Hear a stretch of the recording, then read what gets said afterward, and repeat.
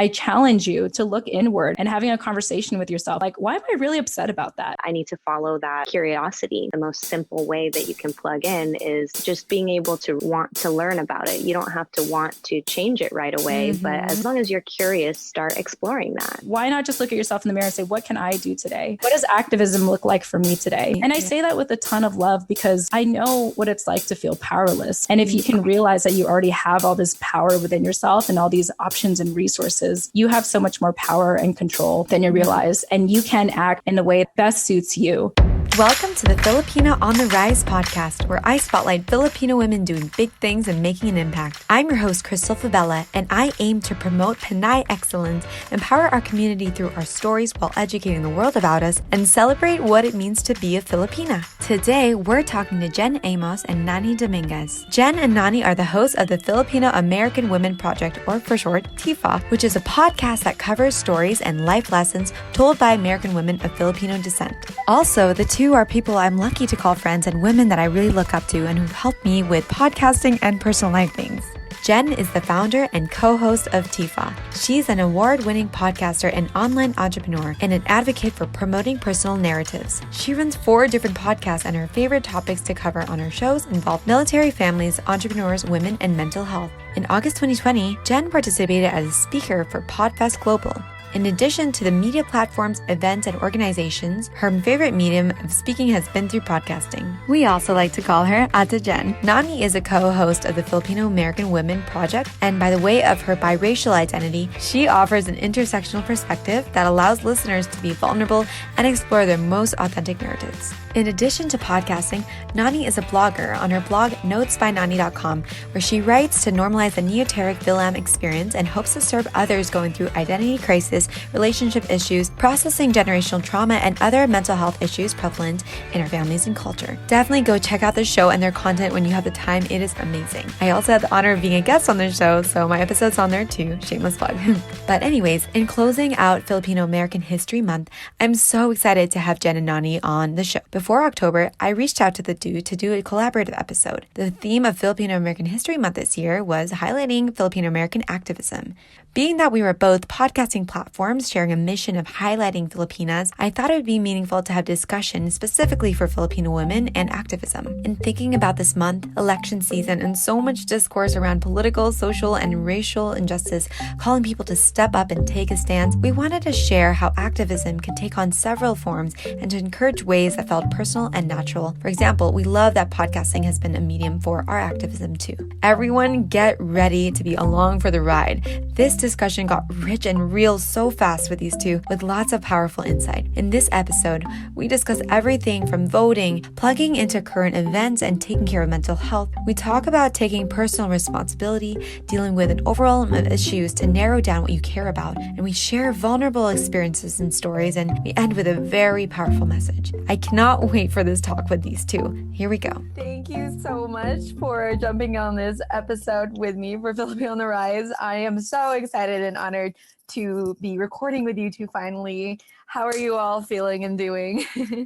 Yes. Oh, go ahead, Nani. Yes, no, doing good. Just having a lot of technical difficulties trying to get on this call. But now that we're here, doing much better.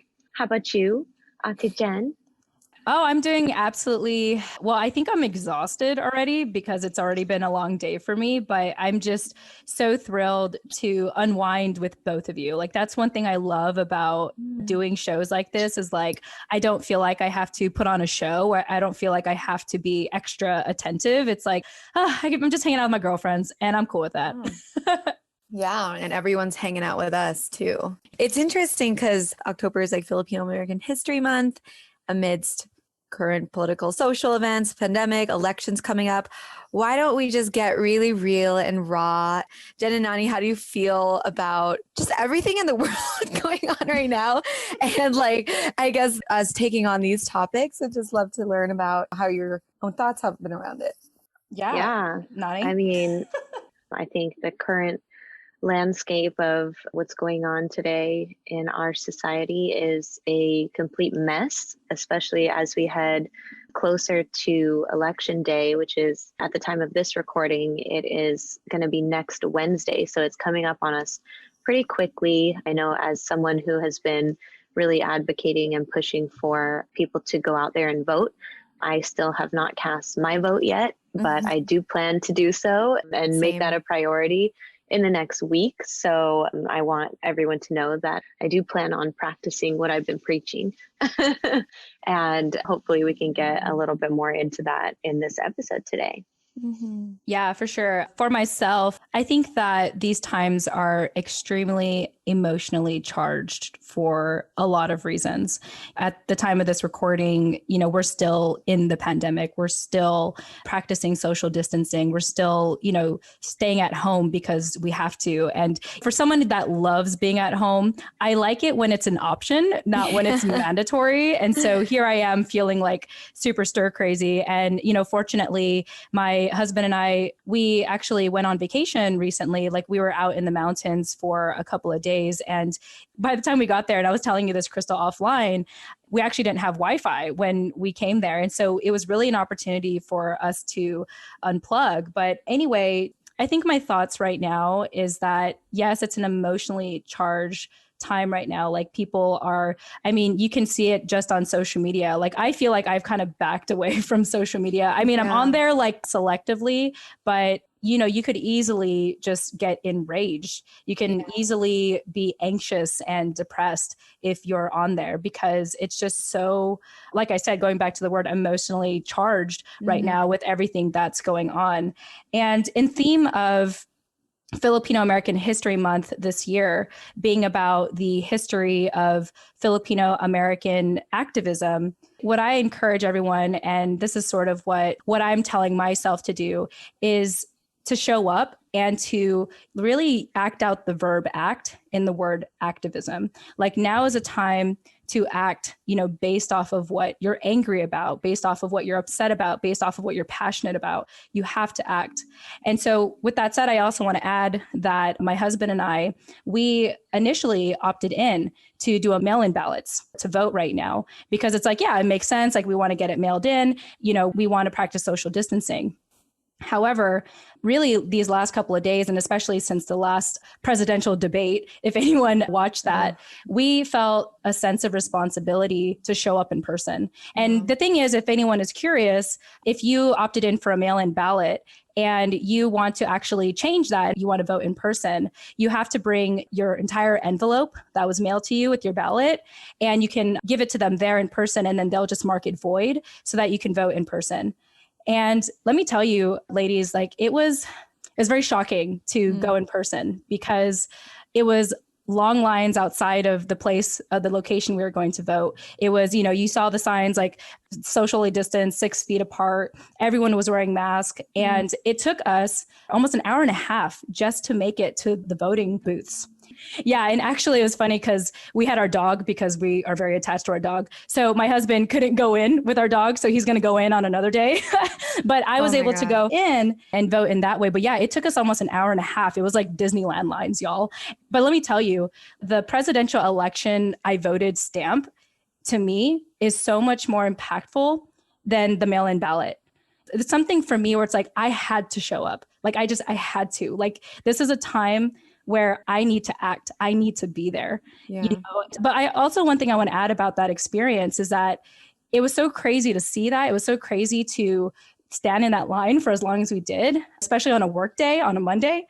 But let me tell you, it was also really inspiring. It was really inspiring to see how many people showed up to vote in person because they felt like it was that important to them. So that's part of why I feel like I want to encourage anyone who is able and willing and courageous and will practice social distancing to vote in person, because this is a historical time, y'all. Like it is a historical time. Like we will not forget this time. There will never be a time like this where people are going to the ballots wearing masks. You know what I mean? Like the voting polls. Yeah. And so that was very impactful for me to go through that. And I'm so glad that I chose to opt in and vote in person. That is so interesting. Just the physical act of like literally showing up and how that has a different energy to it than writing it in and mailing it in. And like you said, this is like such a monumental time. It's making me rethink like, yeah, it'll be so much easier to mail in, but I think I'm going to figure out how to do that in person. And I currently like live in Florida, and my ballot is in California. And so I have been researching just all the hoops and hurdles of just getting in the vote. And it's so great that you were able to just be there directly, get it done, and walk out and get your vote. I get so frustrated with how complicated it still is for just to figure out how to do it, and like the registration timelines and deadlines and the process of it. Mm-hmm. It really gets to me that there are these like hurdles that we still have to face. And it's like voting is one thing, but like figuring out how to and coordinating your life around that. I don't know. Anyone's thoughts around that? Let me just say this. If you can vote in person, you should vote in person, because I know how you're feeling, Crystal, because like this morning, Scott and I spent some time trying to dig up all the paperwork. We were like, where's our ballot? And reading it and seeing like, okay, well, if we want to mail it in, where's it going to go? When's it going to arrive? Confusing. And it's like I said, obviously the mail-in ballot is there for a reason. I've participated in that in the recent years, but there's just something about this year that I had to do it in person. And I'm just saying, if you are able to do it, like, find a way, figure it out, like go to your local registration office or, call in and ask them like, where's the nearest place I can, return my mail-in ballot and actually vote in person. So, the stress of figuring out how to mail it in is more than actually showing up and just standing there for an hour. I mean, hey, when you're in line waiting for an hour, listen to Crystal's show. You got time to kill. Like, might as well listen to Filipino on the Rise, right? Like, or Filipino American Woman Project, or reading up on your ballot. Yeah, exactly. That's so true. Yeah, but I'm just saying, first of all, vote, right? Like, if you vote, like, awesome. But if you can vote, and if you can vote in person, do it, because you're going to remember that. And you get a different sticker voting in person than you do with the mail-in ballot. And I'm telling you, like, I will not forget this time that I voted. Absolutely not. Yeah, it's absolutely a time that's going down in history. And especially, for this specific election, there's been all this talk and all this news coming out about how they're trying to suppress your vote. And so we really have to, I think, hold that privilege that we have of voting with as much weight as Jen is trying to give it right now, because it does truly mean that much. And, if you've already figured out the kind of channels of either mailing it in or going in person, then kudos to you. And we're so proud of you. And if you haven't, then go in person on the day of, and vote at the polls and make sure that your voice doesn't go to waste, because otherwise it will. If you're not actively using it, it will be taken at some point, because that's the structure of the world we live in today. So I think that's also why it's especially important. Yeah. And the last thing I want to add on that, it's so crazy. I didn't realize I'd be so passionate about this, but because it just happened, it's very like fresh on my mind.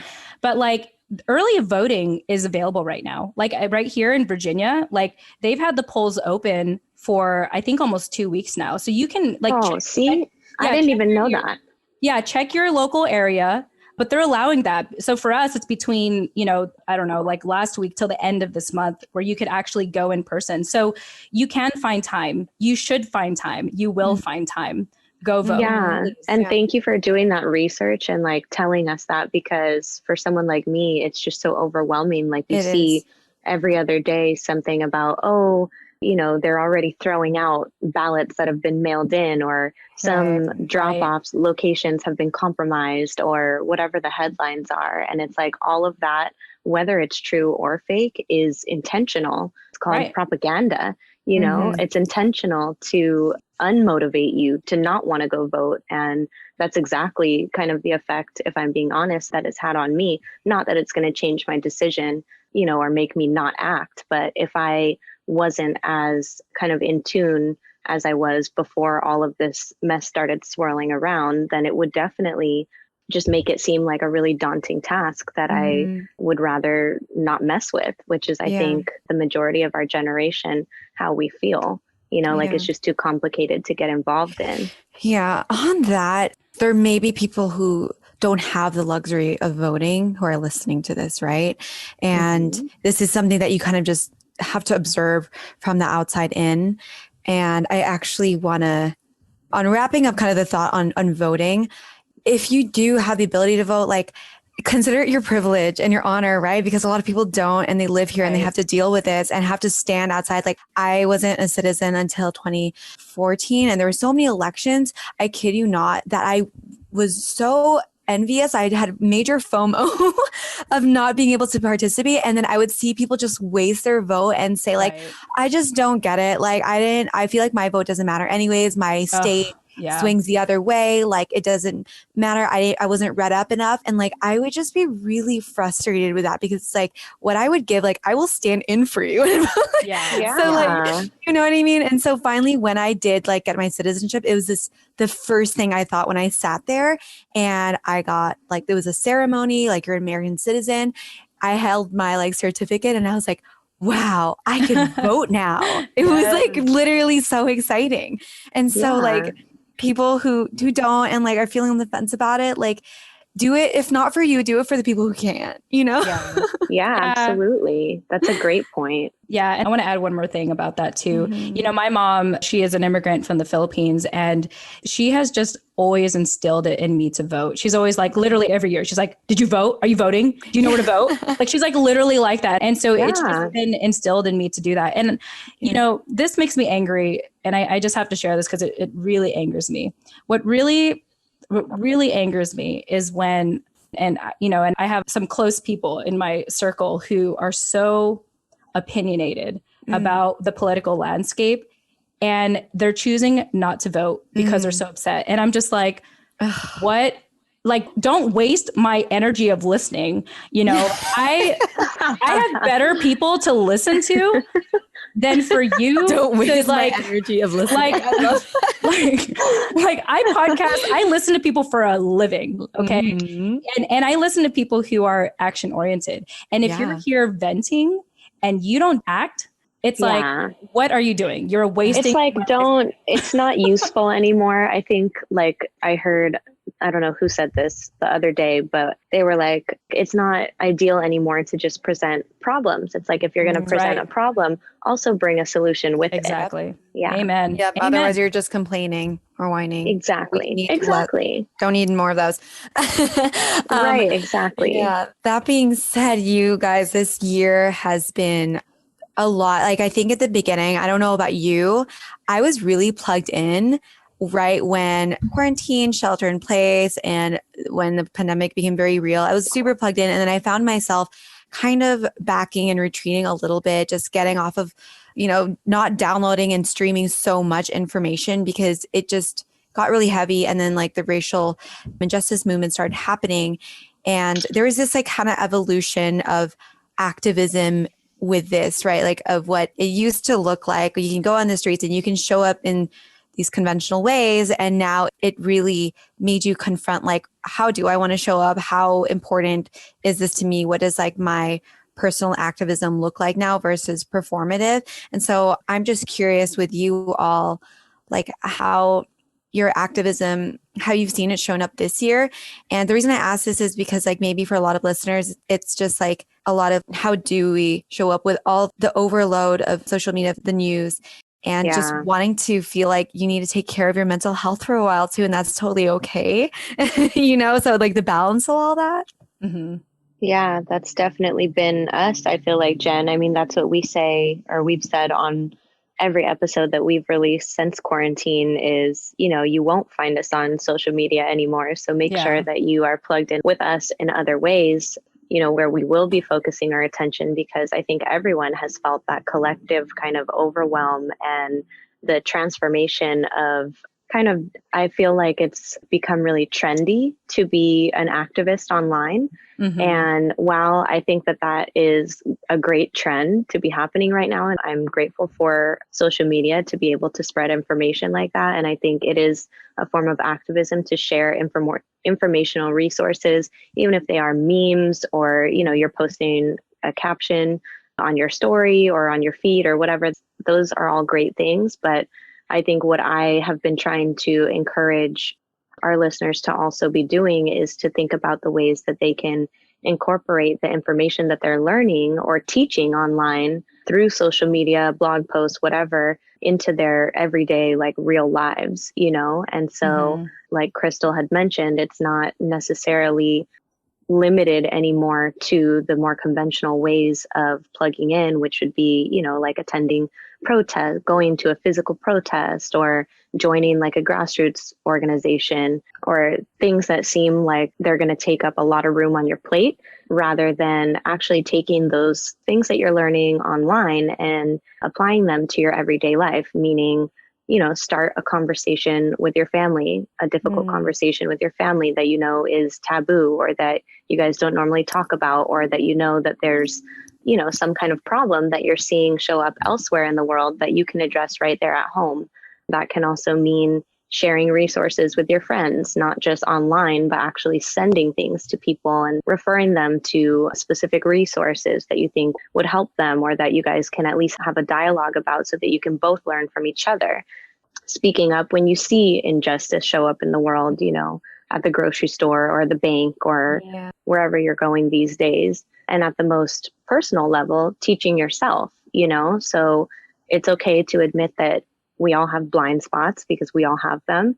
And as long as you're being proactive about addressing them and unlearning, you know, the toxic things that create your unhealthy behaviors, and trying to replace them with like newer, healthier ways of being and thinking, then I think that is the least that you can do, you know, that requires the most minimal effort, aside from voting, of course.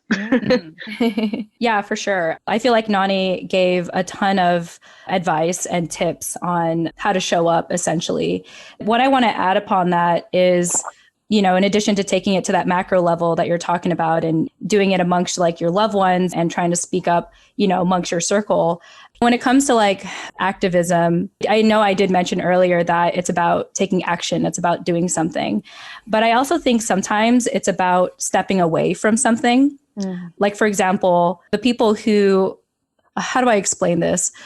Like cutting back from certain social media, cutting back from watching certain things, because if you support something you don't like, you're just enabling them to keep doing more of it. Like if you don't like the opposing party, but you're complaining about them and you're just talking about how awful they are, like you're feeding into that. Like you are feeding into the problem. Instead, cut back from that and focus on something else. Or if you can cut out all the hate in your life, if you can cut out like what is making you angry, what is beneath that? What do you really want?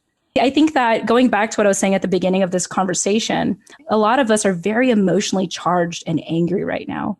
And I get that. I absolutely get that. At the same time, that doesn't serve any of us. It just makes us angrier. You know, instead, it's like, can we peel? And I'm speaking from people that are in my circle that makes me angry, because it's like, you are more than that. You are more than being angry. You're more than being emotional. Like, you can make a difference. Like, stop looking at other people and what they're doing and look at yourself. Like, what are you doing? What are you cutting back on? And even if you cut away all that anger and all that rage and you don't know who you are, start there.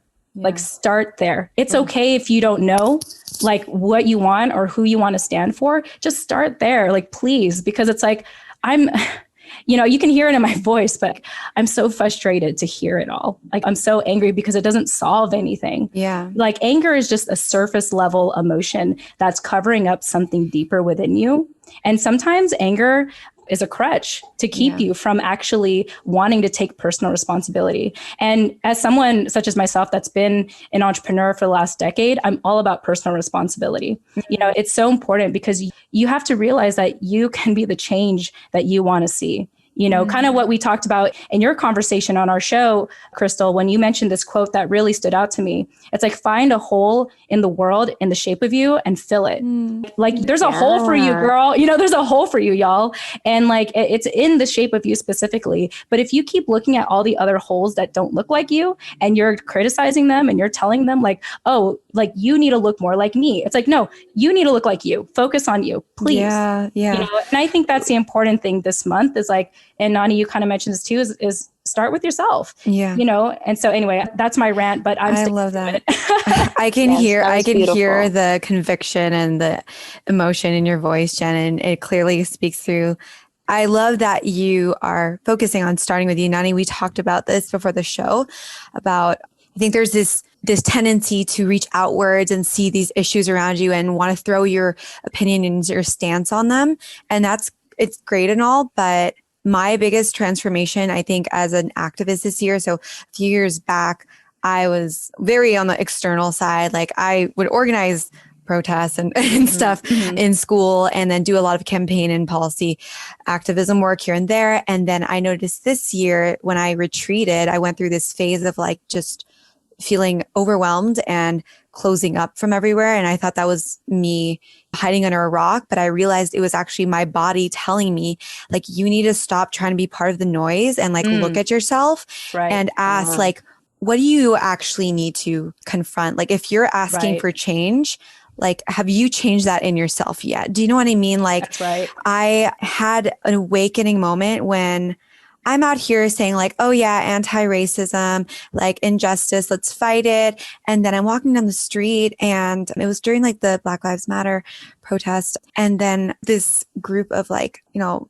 Black folks like passed by, and I immediately had this like reaction that was honestly like internalized racism. Yeah. And when I saw that within myself, I was shocked, and I realized like, you need to start the work in yourself first. And I started reading all these things like kind of like what is it called? Like decolonizing yourself, like unprogramming some of the unconscious biases and racism that you have. And that has been the most transformative stuff I've been doing the past few months, like just through kind of auditing and checking yourself and seeing where you do have underlying, you know, biases, discriminations, and racism that, you need to start with yourself first. And that has been the best thing I think I've done in my own activism. And so I do encourage that to anybody. Like, you could start with yourself, and it's going to be way better than trying to figure out your stance on all these issues, you know? Yeah. No, for sure. Thank you for sharing that. I feel like most people would not want to share that out of fear of, you know, judgment or whatever, but that is exactly what this time is about.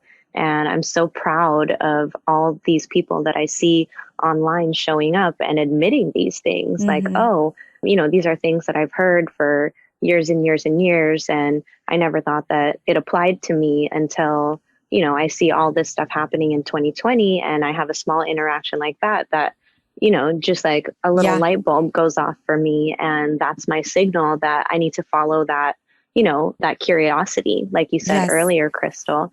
And a lot of people don't have the courage to do that, or they just want to turn away. You know, me, myself, I've not really been a fan of confrontation my whole life. And so I think I've used that as an excuse not to stand up in certain moments when I know I should have. And that's what this time has really been about for me, is learning how to just spit it out, you know, because I'm always thinking it. I just rarely say it because I want to avoid confrontation, like I think a lot of people also tend to do. And so, yeah, that I think, again, is the most simple way that you can plug in, is just being able to recognize it within yourself and want to learn about it. You don't have to want to change it right away, but as long as you're curious about, why are people so upset that people feel this way? Or why are people so upset that people react this way? You know, and if that's something you can personally relate to, start exploring that. Yeah, absolutely. I think one more thing I want to add about activism is that it's going to come down to trusting your gut, you know, because what you both were talking about, like activism is not just what you see on television. It's not just doing the marches. It's not just holding up the signs. It's not just like, you know, posting stuff on social media or what have you.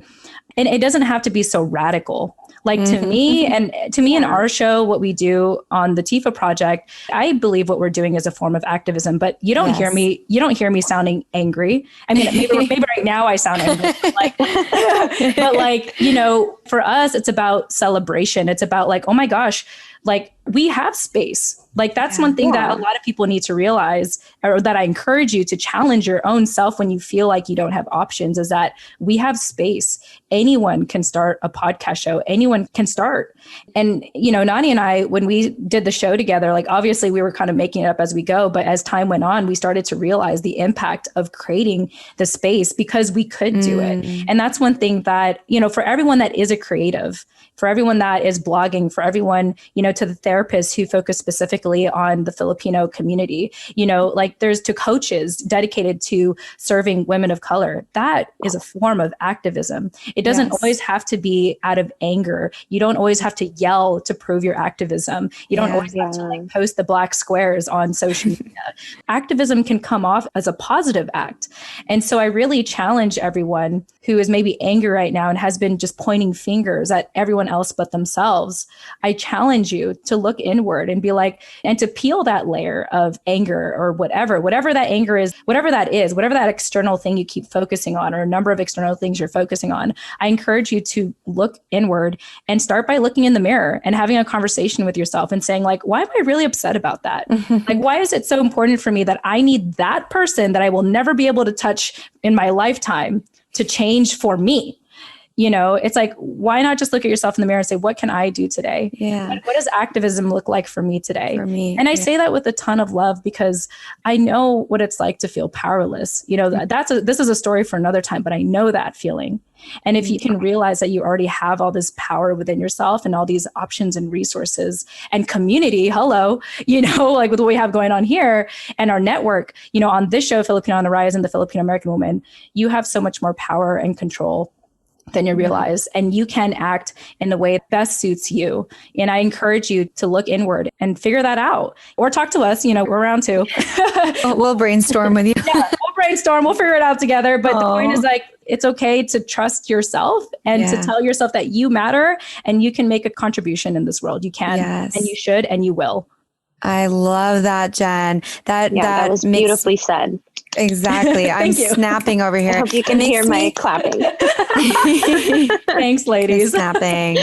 Mic drop, walk away. I think we can end right here. No, I love that. It makes me think of this concept of arts activism that starts to transform activism and showing up in, sometimes you see it, like you said, in this angry, this clenched fist, this negative light, into something that can actually be very beautiful and celebratory. And I'm seeing that in so many different forms now. Like we can get creative and very personal with our activism. Someone that I just had on the show, she's a yoga movement dance instructor, and she takes activism in the form of that, like holding classes that allows for, bringing up, talking about social justice or just like the mind and body spirit connection when it comes to justice and activism in the world through yoga. Like that's so cool, it's like really so creative. And then we see people who like paint these beautiful arts just to deliver a message and to provoke discussion and thought. It doesn't have to be these rigid forms. You know what I mean? Like what creative forms have you all seen? Oh, man. Oh, yeah, that's a good question. Those are really good examples, though.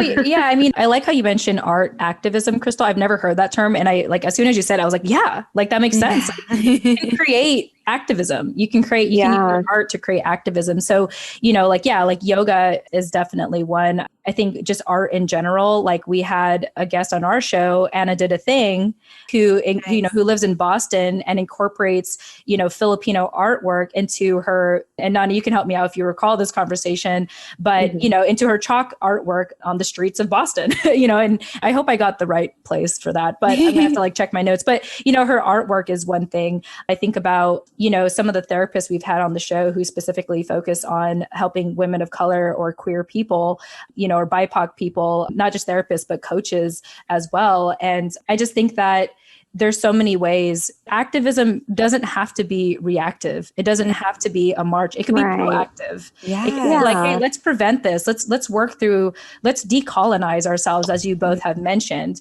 And there's so many avenues to do that. I feel like I was sort of repeating myself with the examples, but I just want to stress the fact that, if there's anything that people should take away from this conversation is that, holding your fist up in the air or holding up signs and being angry, that is valid. That is so needed.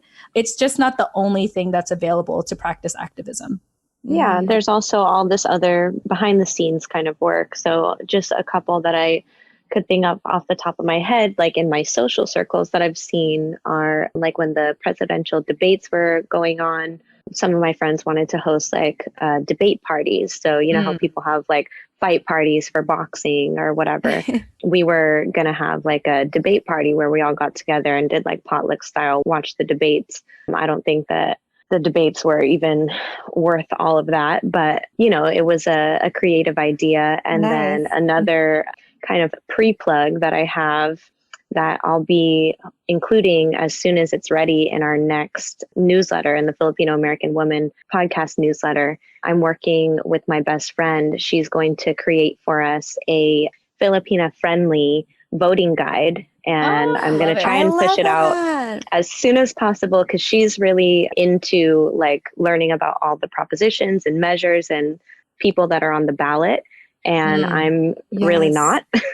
And so I asked her help if she could break down, do like the most abbreviated possible version of a breakdown on a voting guide, specifically from a Filipina American lens. Wow. I love and kind that. Of really highlight the measures and things that specifically speak to our community. And so as soon as that's ready, I am going to be pushing that out. And Crystal, I can also share that with you as well to share on your platform when it's ready. But yeah, hopefully that will be a really good resource for you guys. And I mean, hopefully it will come, we can get it out, you know, as soon as possible. Cause I know, again, the election is on a Wednesday coming up already. So yes, TBD on that. Now I have a reason to say I'm holding off why I'm procrastinating on voting, because I'm waiting for the Filipino friendly voter guide. There you go. Exactly. Another thing with anyone like who is struggling with the voting part, like there are voter guides that are put together that you could just like plug into an organization or a group that you already trust, and they have voter guides for you, you know, right? Read up on. And so like this one, Nani, I think that is such a great resource, and thank you for putting that together. Like those really take a lot of research and kind of crafting to do. So I put one together before for my student body, and it was just like, it was a lot. Yeah, a lot of work. Yeah. Well, I want to address something that me and Nani actually talked about before, and it's overwhelmed when it comes to the issues to care about. You know, like it seems like everywhere you look, everything's demanding your attention about like what's a very critical topic or issue. You need to care about this, a bunch of 100 other issues like climate change, racial injustice, like education policy. Like there's so much out there. And I have an answer to this too, but what is a message that you want to say about like overwhelmed with the number of issues one can care about, that it might like paralyze someone to like not even know where to plug in, and this need to like, oh, I need to read up on everything and be knowledgeable about everything if I even want to be a part of this activism or like showing up. Yeah, I would say to pick one or two topics to start with and really like sit down and spend some time and attention thoroughly exploring those before you move on. I know that especially when you get on social media, you'll see, you know, one thing about racism, and then you'll see the next thing about climate change. And all of these posts are important, and they all are addressed with such urgency that it makes you want to act, you know, right then and there. But I would urge you to, just limit the topics that you're looking at to just one or two maybe, so that you can actually get a thorough kind of analysis of them before you start forming your opinions and things. And then the more you understand about those one or two topics, the more you can tie them into why the next one that you're going to study is important. Yeah. I love that. Yeah. In addition to what Nani said, I think, you know, it goes back to what I was saying earlier of instead of looking at things externally and being angry at everything outside of yourself, to really peel off that layer and look inward and really, really hone in on what is most important to you. Just like what Nani said, trying to find those one or two main issues that really, really, really impact you and your community and, you know, the greater community that you care about. And I also just want to encourage people, and this will probably sound a little controversial, but you don't have to fill every hole, every circle in the ballot. Like you don't have to. Like you can just, fill in the bubbles that are most important to you, because it's better that. It's fun fact. It's better to make, a very educated decision than an uneducated one. To just look at someone, it's like, oh, I don't know anything about them, but I like their name, or, oh, I'm going to vote for them because they're that party. I know nothing about them, but I know that they're this party.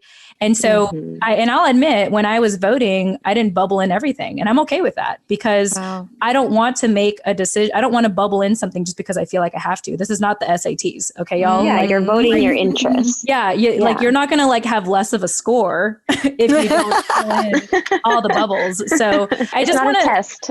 I just want to share that with people, because I think, just going back to what you both are saying is, everyone kind of has this paralysis by analysis when it comes to, first of all, wanting to vote. And then secondly, when you want to vote, just the overwhelm of all that information out there. And so I encourage you to, look, just like what Nani said, focus on what matters to you the most and vote on the things that matter to you the most. Everyone, if you haven't checked your mail lately, or if your mail is piling up, everyone has a sample ballot that gets sent to their house. You could actually see ahead of time. And that's actually what I did. We pre-filled our sample ballot before we went to the polling booths, because I can just pull that out like my own cheat sheet. And rather than sit there and contemplate, because, this is the pandemic, I don't want to hang out there for too long. I can just, I just pulled out that cheat sheet, and that I pre-filled after, talking about it with my husband and being on the same page with things, and then just bubble it in. And I was able to get that done really quickly. And, the best part was actually submitting the ballot, because I was able to, with my own hands, put the ballot in the machine that scans it and says, you voted, your ballot has been accepted. I'm just like, yes. Wow. How validating. Yeah. Yeah. It's I know it went in. I saw it. I was there. I held it. Right. Versus you drop it in the mail and it may or may not get there. Yeah. So again, going back to, if you can, you should vote in person, because the impact of it is so much different. But anyway, just going back to what I was saying to summarize, you don't have to fill out everything, but vote, vote for something, please. Wow, Ate, you're coming with all the voting I tips. know. Thank you. I'm so glad that at least one of us came in and did it already, because neither me and Nani, we will.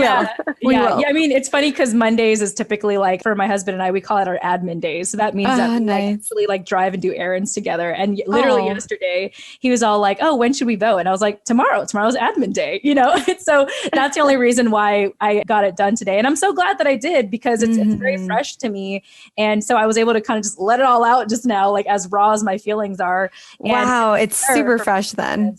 Yeah. Oh yeah. It literally happened, I don't know, 8 hours ago at this point. So, beautiful. I can hear it in your voice. I love the amped up energy in it. It's making me I'm going to go tomorrow, but I have to wait for the voter guide for Filipinas. The patriotism. Yes. I know. TBD. No, but I'm so glad. I actually didn't even think about you don't have to fill out all the holes, regardless if that's controversial or not. I think it reflects you don't have to spread yourself out across all things. It's actually better to, Nani, you and I discussed, to go deep in a few things rather than spreading out in all of them, whether that's in voting or even about caring and being vocal about certain issues. Just back to the choose one or two things. And last advice or even exercise, that best practice, or I would recommend, is sitting with yourself and thinking what do I really actually care about?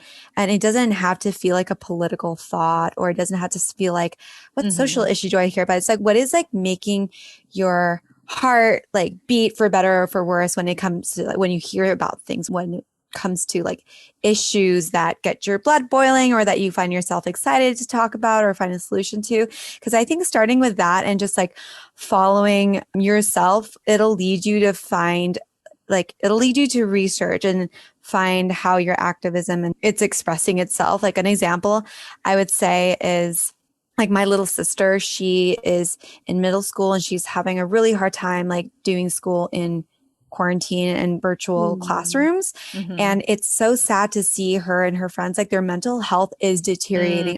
And it's because the education system, they are not innovating enough to keep up. To keep up with virtual learning. They just think they can they could replicate it. And it's not good for how kids are learning. They're missing out a lot on holistic education. And plus, it's actually exacerbating already like education gaps. Like if the people who don't have like parents at home to help them out, or they don't have all this technology, all these educational gaps that were already there are just becoming more prominent. And where I find the touch point for me is like literally seeing my little sister going through a mental health crisis because of this. And like, that makes me so like sad to see. And so like, I just get emotional, like hearing, like talking about this right now. And of course. Yeah. And like, and the stress also falls on you and your parents and whoever else are in the house with them, because again, the schools just expect you guys to pick up that slack and make sure that the kids are in the Zoom class, paying attention, you know, and so and they're just not developing just hard on the kid. Same way. On the whole household. Yeah. Totally. And can you imagine if you're like a one parent low income household? Like I can't imagine what they're going through. Who has to go to work? Who's like an essential worker? How do you juggle that? Right. And so I use that as an example because it's made me like, even though I feel overwhelmed by like all these issues, it's made me like go online and find like our, you know, candidates or like legislators and politicians who are actually like acting on this, and find that and wanting to give that support there and finding like the natural unfolding of that. Does that make sense? Right. Yeah. So anyways, thanks for letting me share that. I would love to learn, like, for you all, what have you found to be like certain issues that you really care about outside of voting, of course, because I think we're all passionate about that you found like, oh, it's allowed for a more positive and empowering kind of involvement for you? Yeah, I would say one for me, I'm probably a prime example of someone who has tried to plug into too many different movements at one time and really spread myself too thin and felt that overwhelm, and then gone through the motions of unplugging and backing out of all of those commitments, you know, temporarily, and then coming back refreshed and really just plugging into one or two, which I would say would be the current racial injustice in America right now, and defending press freedom, specifically in the Philippines, although we are seeing that bleed into the United States as well now. So those are two topics that I would say are probably most prominent for me, in kind of just to go on about the press freedom thing, specifically about the anti-terror law, and educating people about that, and just really getting people to understand how this is just such a blatant attack on human rights. And it really doesn't only affect people in the Philippines, it affects anyone around the world that uses the internet. So that is just something to me that really hit home, because I'm a blogger. I like to, you know, and a podcaster. So I like to speak on those platforms about injustice that I see both here and the Philippines. And that law specifically has threatened my right to do that. You know, like since that came out, I've put my profile on private, and I've made certain posts that I've written on my blog private because I don't feel comfortable with them being public, although that's also a threat basically to my activism, and a way that I can show up in my personal life when we talk about the theme of activism is to, you know, I don't want to say like just stop being so scary, because it is going to be highly scary if I do go back to the Philippines and I'm tagged, because that could end very badly. But at the same time, you have to measure that with the importance of having the right to even post those things, you know, or speak about them on a podcast. So I think we've been warned, at least on our podcast, TFAW, back in as early as episode 16 with JL, who I'm sure many of you guys already know who I'm talking about. But she started off that episode talking about how they're coming for our right to voice our opinions, basically, and that even things like blogs and podcasts were going to be kind of under threat soon. And that's exactly what we're seeing happen today. So that's something that I hold really close to my heart, and that I am actively kind of just considering and bantering back and forth with myself about on a day-to-day basis. Love it. Yeah, I feel like Nani is more well-researched when it comes to the global current events, which I absolutely appreciate. And I'm just so glad, you know, to have you co-hosting with me, because, you know, that's something that I'm not primarily focused on myself. And, I'm not saying that that's wrong or right. It is what it is. As for myself, when it comes to like the type of issues that I support, for me, I think it's more, I support things that are more like, how do I explain it? Actually, I think the best way I can explain is by reading this quote. This is actually a quote currently in my Instagram profile, my personal account, and it's by Alice Walker, who is an American novelist. And this quote goes, "The most common way people give up their power is by thinking they don't have any."